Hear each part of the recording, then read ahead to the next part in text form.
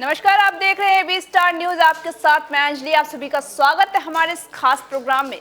सियासत और किस्मत, किसी की भी कब पलट जाए ये कोई नहीं जानता, और ऐसा ही हुआ है गुजरात में।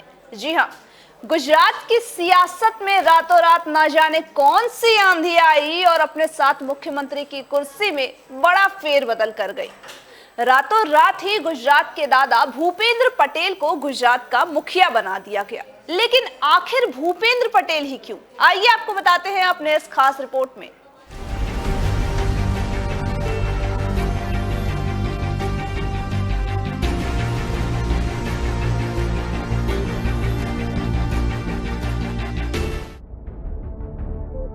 राजनीति में उथल पुथल तो लाजमी है, लेकिन अगर बात बीजेपी की करें तो बीजेपी हर बार कुछ ऐसे फैसले लेती है जो सबको चौंका के रखते।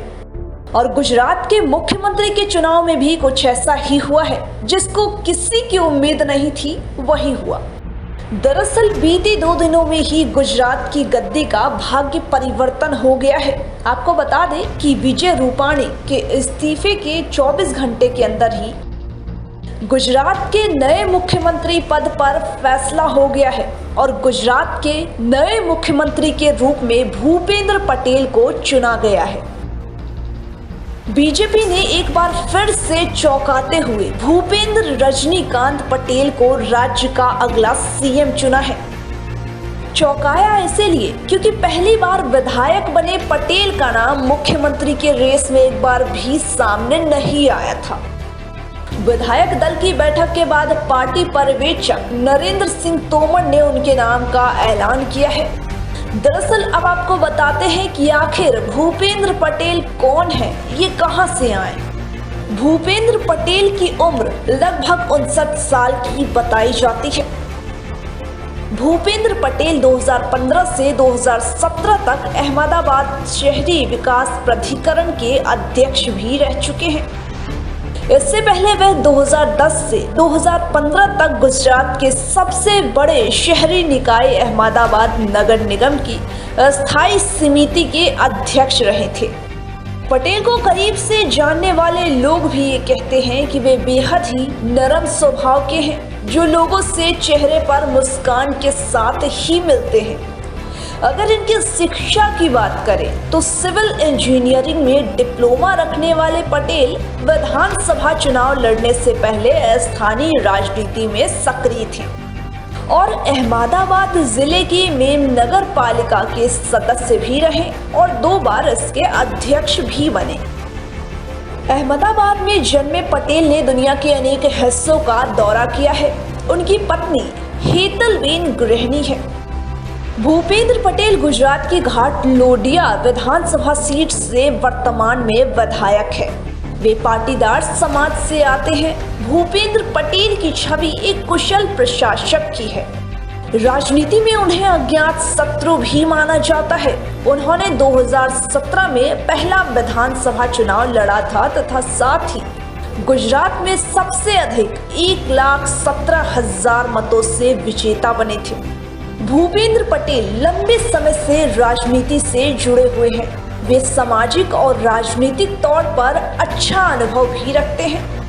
आपको बता दें कि वर्ष 1999 से 2000 में वे अस्थायी समिति के अध्यक्ष और मेम नगर पालिका के अध्यक्ष भी रहे थे।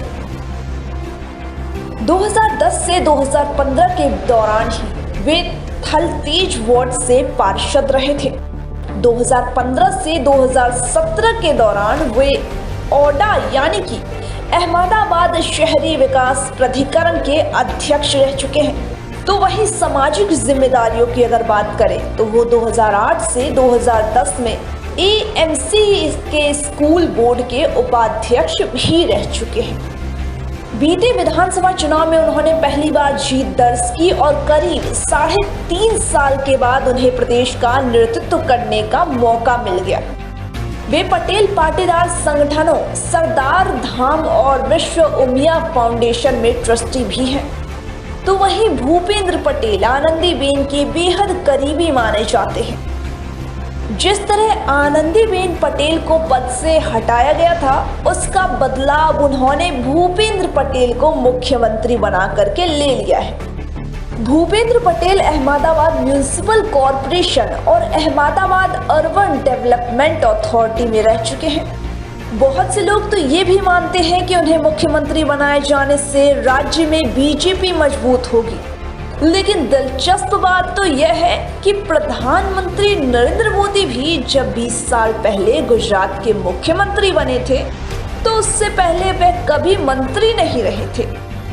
मोदी को 7 अक्टूबर 2001 को मुख्यमंत्री के रूप में शपथ दिलाई गई थी और वह राजकोट विधानसभा सीट पर हुए उपचुनाव में जीत हासिल कर 24 फरवरी 2002 को विधायक चुने गए थे।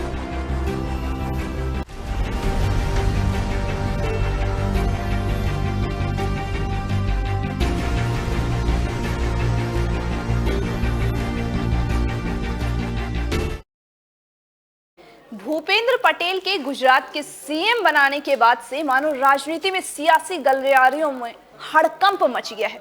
अब ऐसे में चर्चाएं तो ये भी हैं कि आखिर इससे अचानक से गुमनामी की अंधेरे को चीरते हुए सीएम की दावेदारी में न होने के बावजूद भी बीजेपी ने भूपेंद्र पटेल को सीएम क्यों बनाया, जबकि दूर दूर तक इनके नाम का कोई जिक्र तक नहीं था।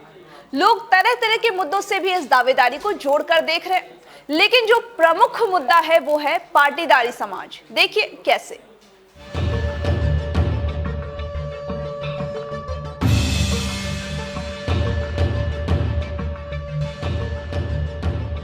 प्रधानमंत्री नरेंद्र मोदी गुजरात में सबसे लंबे समय तक मुख्यमंत्री रहे थे। उसके बाद वे केंद्र की राजनीति में आ गए और अपने विकल्प के तौर पर आनंदीबेन पटेल को पहली महिला मुख्यमंत्री बनाया गया। आनंदीबेन को हटा करके विजय रूपाणी को सीएम बनाया गया था।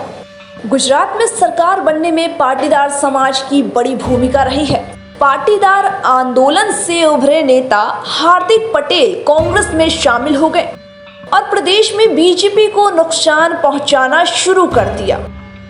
अगर कुछ रिपोर्ट्स पे नजर डालें तो प्रदेश की कुल आबादी में करीब 14% पाटीदार हैं, तो वहीं वोटर्स में उनकी संख्या करीब 21% है और प्रदेश में इस समाज में अच्छे खासे विधायक भी इसी समाज के हैं। भूपेंद्र पटेल को नया सीएम बनाए जाने की रणनीति को राजनीतिक विशेषज्ञ बीजेपी के इस कदम को बड़े कदम के तौर पर देख रहे हैं। उनके मुताबिक पाटीदारों को रिझाने के लिए ऐसा करना बेहद जरूरी था। बीजेपी ने जैन समाज से आने वाले विजय रूपाणी को हटाकर एक पटेल को राज्य की कमान सौंपी है। पटेल पाटीदार समुदाय के सामाजिक आर्थिक विकास को समर्पित संगठन सरदार धाम विश्व पाटीदार केंद्र के न्यासी है। पहली बार के बीजेपी विधायक भूपेंद्र का सीएम की कुर्सी तक पहुंचने का सबसे बड़ा कारण पाटीदार समुदाय ही है। आपको बता दें कि साल 2017 के विधानसभा चुनाव में बीजेपी को पाटीदार समुदाय की नाराजगी के कारण काफी नुकसान उठाना पड़ा था। इस चुनाव में सौराष्ट्र में पाटीदारों और कृषक समुदायों में कांग्रेस को वोट दिया। हालांकि बीजेपी को शहरी इलाकों में ज्यादा वोट मिली और इससे नुकसान की भरपाई भी हो गई। लेकिन बीजेपी अब समझ गई है कि अगर फिर से सत्ता में वापस आना है तो अब पाटीदार समुदाय को और नाराज नहीं किया जा सकता। वहीं भूपेंद्र पटेल को सीएम की कुर्सी दिलाने के पीछे इनकी कुशल रणनीति से किए गए कार्य भी हैं। दरअसल अपने विधायकी के समय पर भूपेंद्र पटेल ने अपने 5 वर्षों में अहमदाबाद नगर निगम के अस्थायी समिति में अपने कामों से पीएम मोदी को इन्होंने अपना मुरीद बना लिया था।